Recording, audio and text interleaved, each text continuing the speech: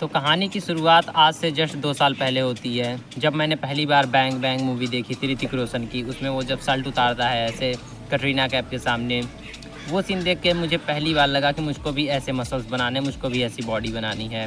अब ज़्यादा आइडिया तो मुझको था नहीं कि ऐसी बॉडी बनाई कैसे जाती है। जो बेसिक आइडिया सबके अंदर होता है कि बस अगर बॉडी बनानी है तो वर्कआउट करना स्टार्ट कर दो।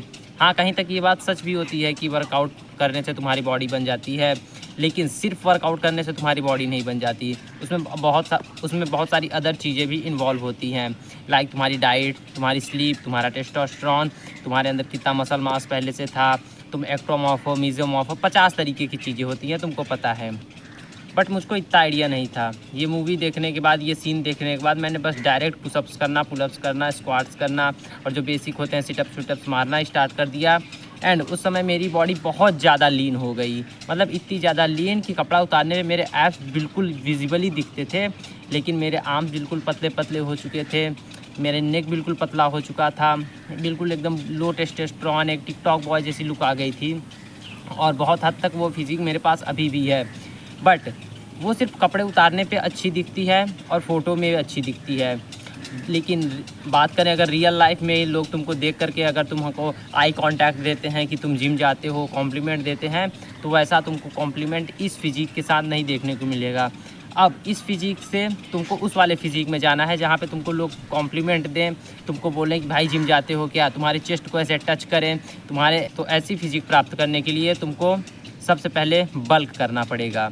अब बल्क का मतलब, अब बल्क सुनते ही तुम्हारे माइंड में आया होगा एक मोटा सा आदमी जिसका तोंद निकला है, जिसकी ऐसे फैट लटक रही है। बिल्कुल नहीं, वो एक अलग चीज़ होता है। बल्क जो रियल बल्क होता है वो कुछ ऐसा दिखता है, जिसमें तुम्हारी मसल्स और ज़्यादा बड़ी दिखती हैं, थोड़ा फैट भी हाई होता है। लेकिन अब ऐसा बल्क कैसे करें?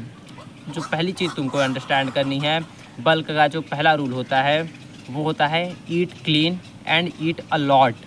ईट क्लीन का मतलब क्या होता है? तुमको पता है कि तुमको बाहर की आलतू फालतू चीज़ें, चीनी, शक्कर, ये सब नहीं खानी है। तुमको ब्रेड पकौड़ा, समोसा, चाट, फुल्की, चाउमीन, ये सब अवॉइड करना है।